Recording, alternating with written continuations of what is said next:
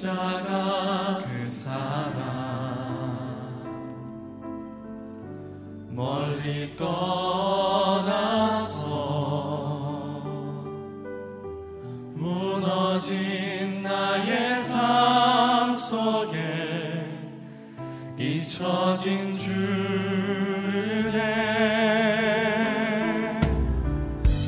돌 같은 내 마음 어루만지사 다시 일으켜 세우신 주를 사랑합니다. 주 나를 보호하시고 날 붙드시리. 나는 뭐 외롭고 존귀한 주님의 자녀라. 주 너를 보호하시고 주 너를 보호하시고 널 붙드시리. 너는 뭐 외롭고 존귀한 주의 자녀라. 지나간 일들을 기억하지 않고 지나간 일들을 기억하지 않고 이전에 행한 모든 일 생각지 않으리. 사막에 강물과 길을 내시는 주님, 사막의 강물과 길을 내시는 주, 내 안에 새 일 행하신 주만 바라보리라. 주 나를 보호하시고 날 붙드시리. 나는 뭐 외롭고 존귀한 주님의 자녀라. 주 너를 보호하시고 널 붙드시리. 너는 뭐 외롭고 존귀한 주의 자녀라. 할렐루야. 2020년 8월 23일입니다. 벌써 8월의 넷째 주가 됐는데요. 오늘도 변함없이 이사야서 강해 말씀으로 함께 은혜 나누기를 원합니다. 구약성경 1117쪽에 있는 예레미야 40장 1절로 16절에 있는 말씀, 오늘 본문을 통해 우리는 하나님의 사람, 우리는 하나님의 사람, 이런 제목으로 함께 하나님 말씀을 나누기를 원합니다. 우리 인생에 있어서 어디에서 누구를 만나느냐, 그런 모습들이요, 우리의 인생을 좌우할 수가 있습니다. 예레미야를 보면 그런 모습들을 보게 되는 것 같아요. 예레미야는 누구보다도 자기 민족을 사랑했고요, 어린 나이 20살의 약관의 나이에 선지자로 부름을 받습니다. 그리고 수많은 훈련을 통해서 하나님의 말씀을 전하는 그런 또 쓰임을 받는 삶의 모습이 되었는데, 자기 민족을 향해서 애타하는 모습으로, 간절한 모습으로 눈물을 흘리며 설교를 하기도 했습니다. 그래서 별명이 눈물의 선지자였어요. 그러나 그의 순수한 눈물을 흘리는 모습에도 불구하고 백성들은 회개하기보다는 그의 설교와 그의 사역들을 비웃고 오히려 대들고 때리고 심지어는 감옥에 가두기를 여러 번 했습니다. 인간의 생각으로는 도저히 이해할 수 없는 그런 고난을 수도 없이 당했어요. 그러나 그때마다 기가 막힐 웅덩이에서 빠져서 절망의 순간에 헤맬 때마다 우리 하나님은 생각지도 못한 사람들과 또 사건을 통해서 예레미야를 극적으로 구원해 주셨습니다. 오늘 본문에도 인간의 생각으로 도저히 이해할 수 없는 억울한 일을 당해서 원치 않는 쇠사슬에 묶여서 끌려가는 예레미야의 안타까운 모습이 또 나타나고 있는데요. 우리 1절 말씀부터 함께 보겠습니다. 자, 시작. 사령관 느부사라단이 예루살렘과 유다의 포로를 바벨론으로 옮기는 중에 예레미야도 잡혀 사슬로 결박되어 가다가 라마에서 풀려난 후에 말씀이 여호와께로부터 예레미야에게 임하니라. 지금 이 시대의 모습을 보면 민족이 도탄에 빠졌고요. 지도자들이 다 타락을 했고요. 그래서 온 백성들이 갈 길을 잃었어요. 그때 하나님은 어떤 일을 행하셨는가 하니 하나님이 세우신 종들을 부지런히 보내셔서 말씀으로 회개의 기회를 주셨습니다. 하지만 그들은 그 말씀을 듣지 않았고 더 패역해졌고요. 더 강팍해졌어요. 급기야 하나님이 마지막 방법으로 바벨론이라고 하는 강력한 나라를 동원하셔서 18개월 동안 이스라엘을 포위해서 어떤 인간의 도움도 받을 수 없는 그런 마지막 인생의 모퉁이로 몰아붙이셔서 다시 회개의 기회를 주셨습니다. 미워도 다시 한 번 더 그들에게 환경을 통해 말씀을 하시고요. 그때도 그들은 주의 종들을 감옥에 가두고 끝까지 거부했습니다. 그러자 하나님의 인내가 극에 도달했고 하나님의 징계가 시작되었습니다. 바벨론이 집중 공격할 때에 당시 유다의 마지막 왕인 시드기야 왕은 자기 민족이 비극을 만났을 때, 전쟁을 만났을 때 자기가 정말 한 나라의 왕이고 지도자라고 한다면 목숨 걸고 전장에 나갔어야 하는데 자기 혼자 살겠다고 비서관 몇 명을 데리고 개구멍처럼 생긴 그런 피난길을 통해서 빠져나가다가 결국은 잡혀서 두 눈이 뽑히고요. 그 아들들은 모두 자기가 보는 앞에서 참혹하게 참사를 당하게 됩니다. 온 궁궐은 불탔고 성전마저도 회파되었어요. 한마디로 회복불능의 모습이 된 것입니다. 그렇다면 예레미야도 붙잡혀서 죽임을 당해야 했는데 그런데 하나님은 말씀의 사람, 이 믿음의 사람을 반드시 누군가를 통해서든 보호하시고 구원해 주시는 그런 하나님이심을 보여주고 있다 그 말입니다. 우리 지난주에 39장을 보았는데요. 우리 11절과 12절 말씀을 다시 한번 보기를 원합니다. 자, 시작. 바벨론의 느부갓네살 왕이 예레미야에 대하여 사령관 느부사라단에게 명령하여 이르되 그를 데려다가 선대하고 해하지 말며 그가 내게 말하는 대로 행하라. 적군의 왕이 오히려 예레미야를 살려줍니다. 그리고 그를 해하지 말라고 말하고 선대하라고 그가 무슨 말을 하든 그대로 행하라고 명령을 합니다.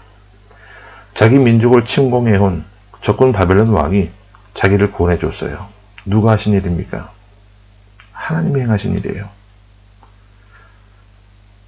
제가 이렇게 보면 믿음의 사람, 말씀의 사람, 사명이 있는 사람은요. 그 사명이 다하기까지 절대로 죽지 않는 것을 보게 돼요.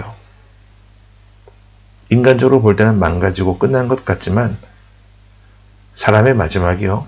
하나님의 소망의 시작이에요. 우리 교회도 작년 11월 3일 첫째 주에 이 지역에서 제일 먼저 폐쇄 조치를 당했던 교회였거든요. 그때는 모든 것들이 다 캄캄하고 이제 모든 것이 중국에서의 사역은 끝난 거 아닌가 생각을 했었는데 지금 보십시오. 하나님이 하시는 일은요. 상상할 수 없어요. 우리가 지금 이렇게 모이게 된 것은요. 사명이 있기 때문인 줄로 믿습니다.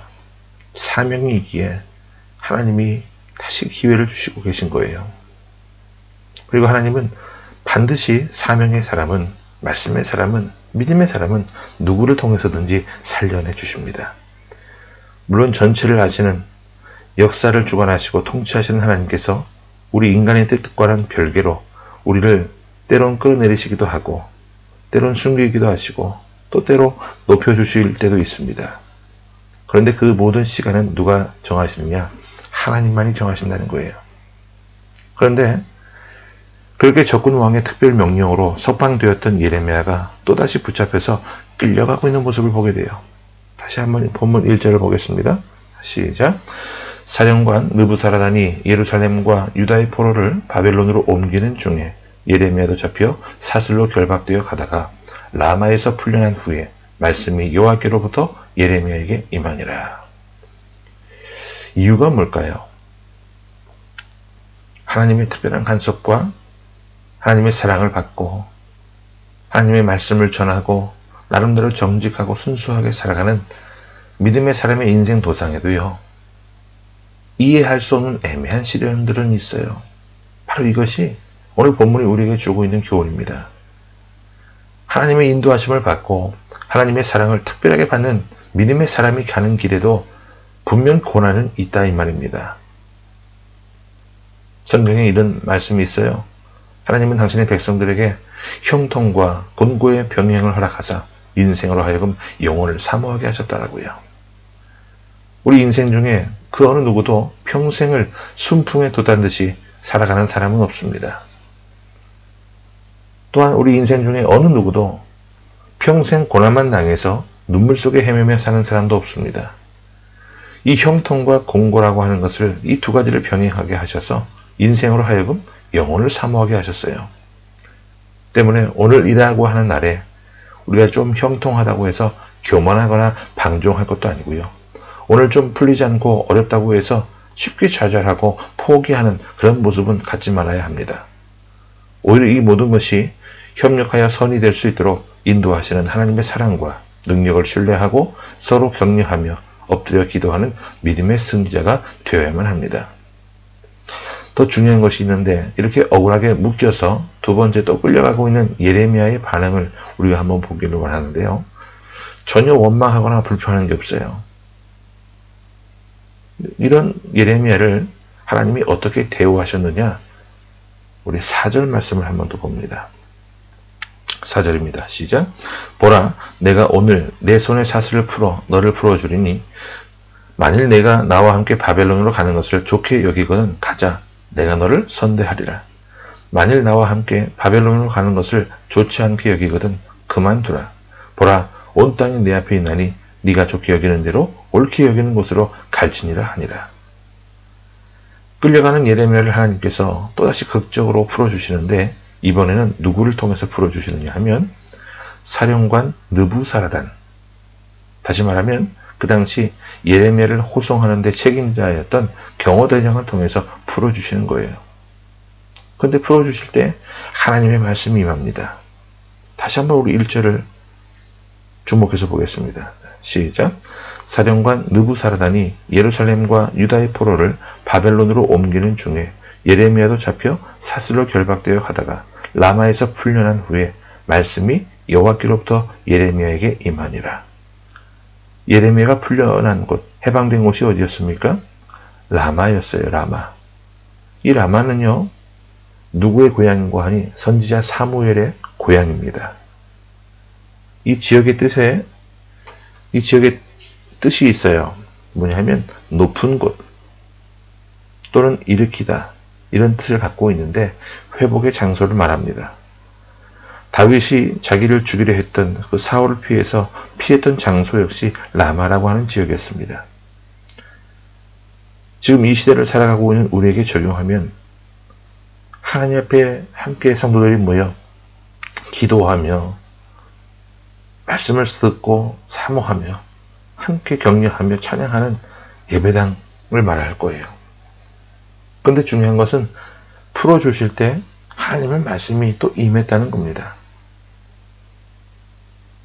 우리는 인생을 살면서 어떤 문제가 해결되면 그 문제가 해결되는 것만 좋아가지고 뭐 할렐루야 놀렐루야 난리가 나는데, 여러분 그거보다 그 문제를 해결해 주신 하나님의 뜻을 알아야만 합니다.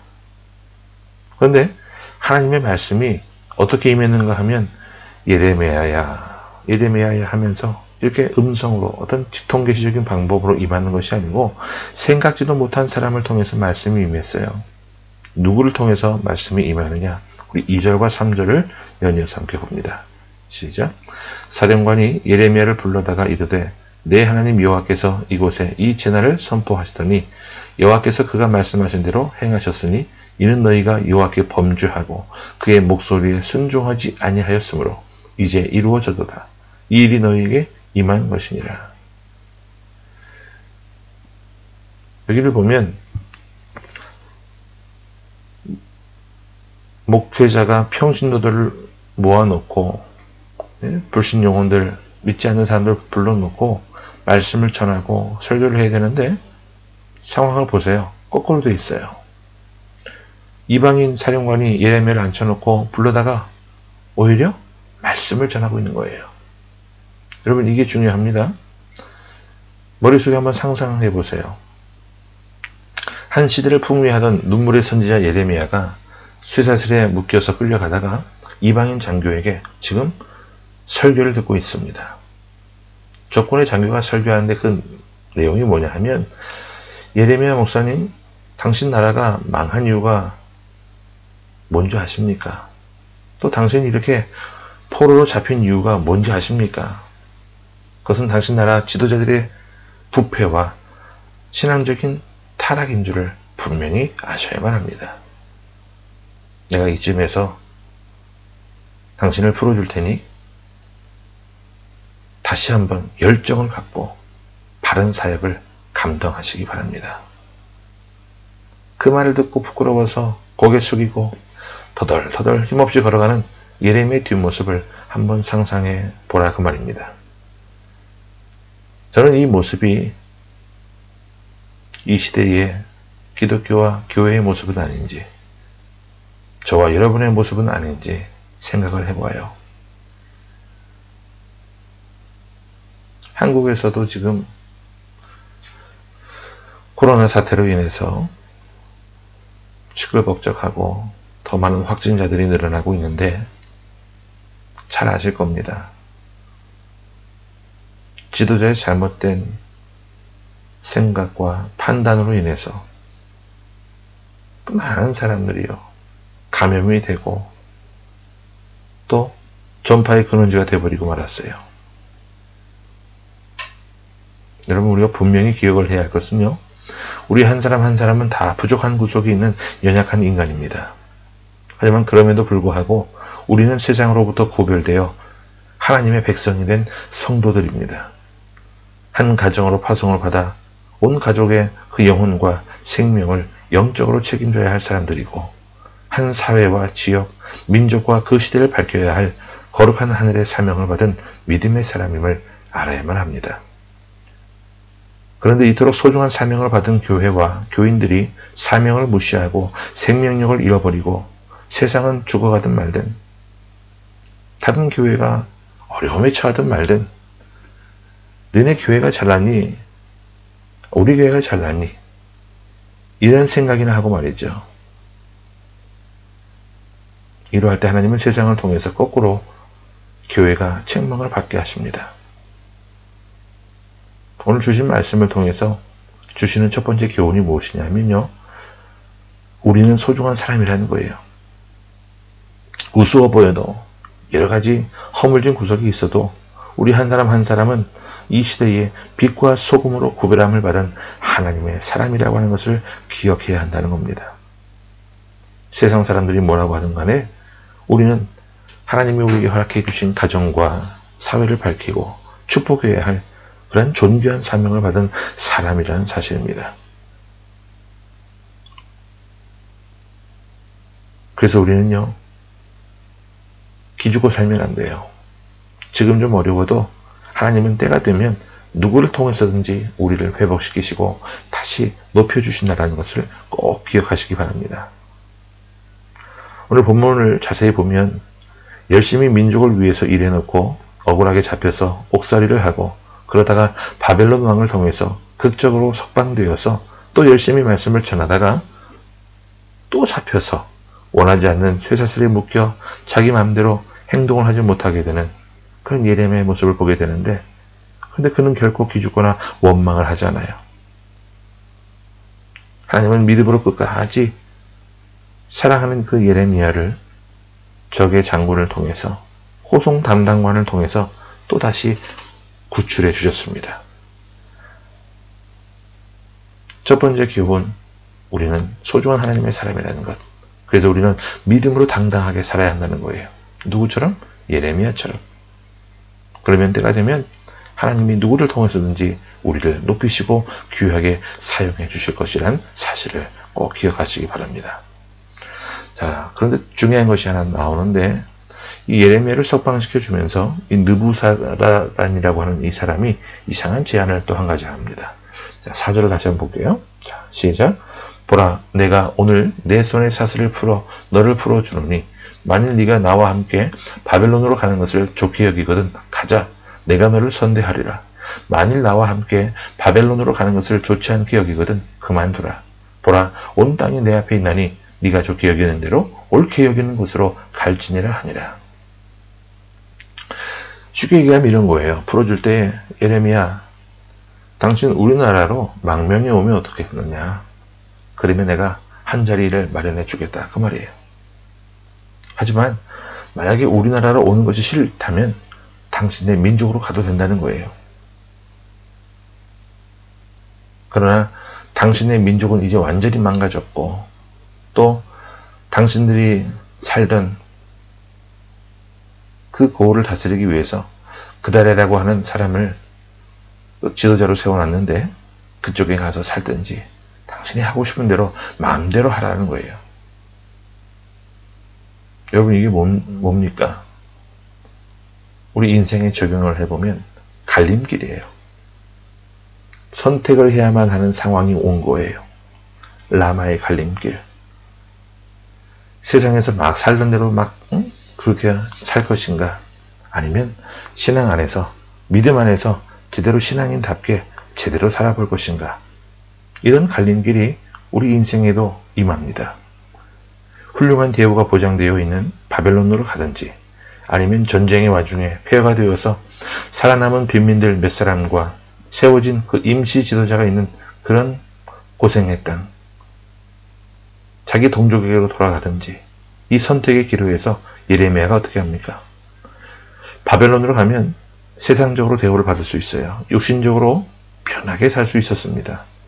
하지만 그곳은 우상 숭배가 만연한 곳이었고, 아무리 높아진다 할지라도 노예 신분을 벗어날 수는 없었어요. 한편 자기 고향으로 돌아가면 그동안 자기의 말씀을, 자기 설교를 듣고 은혜 받은 사람들이 아니라 지긋지긋하게 말씀 듣지 않고 대들고 심지어 두들겨 팼던 그런 원수 같은 인간들이 기다리고 있는 그런 곳입니다.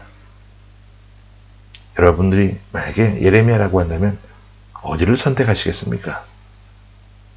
그런데 예레미야는요, 믿음으로 선택을 합니다. 6절을 보겠습니다. 시작. 예레미야가 미스바로 가서 아이감의 아들 그다랴에게로 나아가서 그 땅에 남아있는 백성 가운데서 그와 함께 사니라. 예레미야가 어디로 갔다고요? 미스바. 여러분, 이 미스바라고 하는 뜻이 뭐냐 하면 회개와 부흥의 장소예요. 하나님이 감찰하신다는 뜻입니다.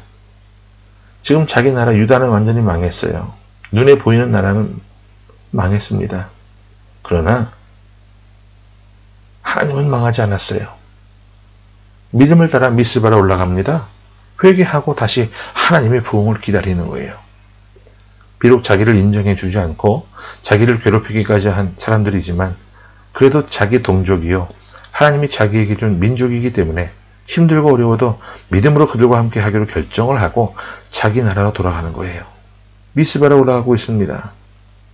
참 근사한 매력적인 믿음의 사람의 모습인데요, 이 매력을 우리도 소유할 수 있기를 바랍니다. 모세는 바로 왕궁의 공주의 아들이라 칭함을 거절하고 도리어 하나님의 백성과 함께 고난받기를 잠시 죄악의 낙을 누리는 것보다 더 좋아했다고 했어요. 힘이 들고 어려울지라도, 아무도 알아주지 않는다 할지라도 그 길이 하나님이 원하시는 길이요. 인생의 정도를 걸어가는 길이요. 신의를 지키는 길이라고 한다면 믿음으로 기도하며 가는 것. 이것이 우리의 발걸음이 될 수 있기를 바랍니다. 아무리 힘들고 어려워도 중요한 것은 그렇게 믿음을 따라 결정하고 가는 예레미야의 발걸음을 하나님이 어떻게 하셨는가. 우리 7절 말씀을 보겠습니다. 시작. 들에 있는 모든 지휘관과 그 부하들이 바벨론 왕이 아히감의 아들 그데랴에게 그 땅을 맡기고 남녀와 유다와 바벨론으로 잡혀가지 아니한 빈민을 그에게 위임하였다 함을 듣고.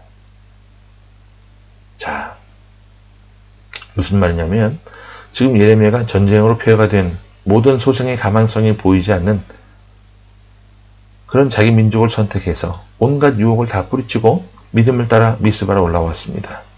그랬더니 거기 누가 있었던 거예요? 빈민들이. 아무도 신경 쓰지 않는 남의 나라를 지배하고 나서 끌고 가봐야 밥만 축낼 것 같은 그런 빈민들 몇 사람만 남아있는 그 사람들이 모여왔어요. 그리고 그 소문이 들리니까 전쟁대에 자기 민족을 배신하지 않겠다고 도초로 숨어서 도망갔던 사람들이 하나둘씩 모여들기 시작했습니다. 12절을 봅니다. 시작. 그 모든 유다 사람이 쫓겨났던 각처에서 돌아와 유다 땅 미스바에 사는 그데랴에게 이르러 포도주와 여름 과일을 심히 많이 모읍니다. 예레미야가 지금 믿음을 따라 결정을 했다고 말씀을 드렸어요. 그러더니 생각지도 못한 하나님의 사람들, 정말 아무짝에도 쓸모없을 것 같았던 도움이 안 될 것 같은 그런 빈민들이 힘을 모으기 시작하고 도망갔던 사람들이 하나둘씩 모여와서 자기들이 마지막 전쟁의 폐허에서 먹고 살려고 간직했던 그 재물들과 포도주와 과일들을 모으는데 얼마나 모았냐 하면 심히 많이 모았다고 했어요. 여러분, 이게 무슨 교훈일까요? 눈에 보이는 나라는 망가졌지만, 눈에 보이는 나라는 망했지만, 자기가 원하는 것은 이루어지지 않았지만 하나님은 여전히 살아계시다라는 거예요. 우리가 뭔가 일을 하다가, 사업을 하다가 실패하거나 망할 수도 있습니다. 어떤 일이 한순간 허사가 될 수도 있어요. 그러나 분명히 기억하셔야 할 것은 그 일은 사라졌지만 하나님은 지금도 살아계시고 감찰하시고 계신다라는 거예요. 그리고 또한 우리 역시 살아있다는 겁니다. 우리 심령 속에 하나님을 향하여 올라와서 드리는 그런 믿음과 찬양과 기도가 살아나 있다면 하나님은 우리를 홀로 버려두지 아니하시고 생각지도 못한 사람들을 모으셔서 새 역사를 시작하십니다. 하나님은 우리 인간이 다 끝났다고 하는 그 자리에 하나님의 능력과 지혜로 사랑으로 다시 시작할 수 있도록 인도해 주십니다. 또 누구를 통해서든 새 역사를 이루게 하십니다. 여러분, 역사라고 하는 것은 사람에게 있는 게 아니에요. 하나님에게 있습니다. 보세요. 어리석은 인간들은 예수님을 십자가에 못 박아 죽였습니다. 예수님을 따르는 제자들은 낙심과 절망에 빠졌습니다. 그러나 3일 만에 하나님은 죽음의 권세를 깨뜨리시고 부활하셨어요. 예수 그리스도를 부활시키셨어요. 죽음이 인생의 끝이 아님을 분명하게 보여주시며 우리 모든 죄를 대신해서 십자가에 죽으신 그리스도의 사랑으로 우리가 구원받았음을 확증해 주셨습니다. 오늘 이 주일 아침 주님은 지금도 살아계셔서 성령으로 우리와 함께 하시고 감동하시고 세상과 죄와 자신을 이길 힘을 공급하십니다. 이 주님을 바라보고 다시 한번 새 역사를 향해 믿음으로 일어날 수 있기를 바랍니다. 무슨 일을 하든지 기죽지 말고 원망하지 말고 당당하게 마음과 뜻과 정성과 목숨을 다해 다시 도전하는 그런 믿음의 사람이 될 수 있기를 주님은 원하십니다. 여러분 꼭 기억하십시오. 천국은 침노하는 자의 것이라고 말씀하셨어요. 아무리 세상이 유혹해도 신의를 지키십시오. 끝까지 가면 하나님은 생각지도 못한 사람들을 모으셔서 새로운 역사를 시작하십니다. 우리 눈에 보이는 이 세상 모든 것들은요, 다 사라집니다. 권력도, 건강도, 지식도, 명예도, 미모도 다 사라져버려요. 하지만 기죽을 것도 없잖아요. 왜? 우리에는 천국이 있기 때문에 그래요. 세상이 힘들 때 우리가 올라갈 곳이 있습니다. 바로 미스바로 올라가면 됩니다. 하나님은 살아계시고 지금도 감찰하십니다. 오늘이라고 하는 날 그 무엇이 이루어지지 않았다거나 내가 이룩했던 애써서 수고했던 그 무엇이 한순간 사라져버렸다고 해서 믿음 없는 사람들처럼 쉽게 낙심하거나 원망하는 삶이 되지 마시기 바랍니다. 오히려 힘들 때 주님을 의지하며 미스바로 올라가는 그런 삶의 모습이 되시기 바랍니다. 내가 죽으면 죽으리라 각오하고 물러서지 않는 삶이 되시기 바랍니다. 이스라엘 왕조는 이제는 끝났어요. 그러나 남은 자들을 통해 믿음이 지속되게 하시고 훗날 그 가문들을 통해서 예수님을 이 땅에 오게 하셨고 인류 구원의 역사를 이루게 하십니다. 하나님은 정말 폐허된 그 터 위에 새로운 역사를 사람이 정말 인정할 수 없고 헤아릴 수 없는 생각지도 못한 방법을 통해 새로운 역사를 이루고 가신 하나님이세요. 오늘 이 아침 우리를 이곳에 부르신 분 역시 우리 하나님이신 줄로 믿습니다.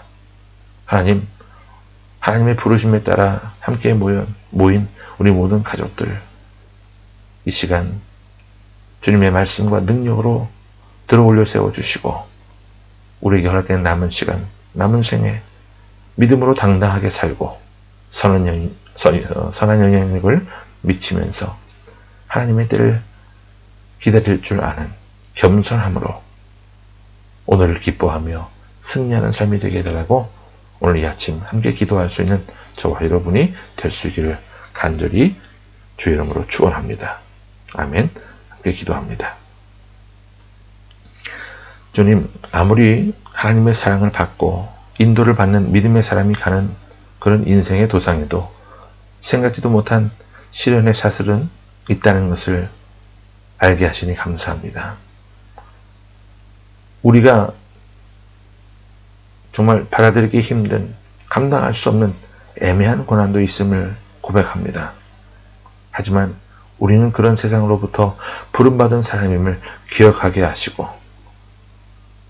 예레미야의 말씀처럼 우리를 환난 가운데, 그 고난 가운데 일으켜 세워 주옵소서. 당당하게 살아갈 수 있는 믿음을 주시고 오늘 힘들고 어려울지라도 서로 힘을 합쳐 격려하고 서로를 축복하며 함께 나아가는 그런 귀한 가족들이 되게 하여 주옵소서. 어떤 일을 만나도 원망하거나 절망하지 않도록 멀리 볼 수 있는 눈을 열어주시고 하나님께서 누구를 통해서든지 우리를 구원하시는 그 약속을 신뢰할 수 있는 담대한 믿음을 주시고 서로를 격려하며 하나님의 사람으로 살아가는 인생의 모습이 되게 하여 주옵소서. 역사를 주장하시는 하나님을 신뢰합니다. 예레미야처럼 하나님의 때에 누구를 통해서든지 풀어주시고 하나님의 뜻을 이룰 수 있는 역사의 주인공으로 세워주셔서 남은 생에 정말로 하나님 앞에 온전한 모습으로 영광을 돌리며 살아갈 수 있는 우리의 모든 모습 되게 하여 주옵소서. 살아계신 주 예수 그리스도 이름으로 감사하며 간절히 기도하옵나이다. 아멘.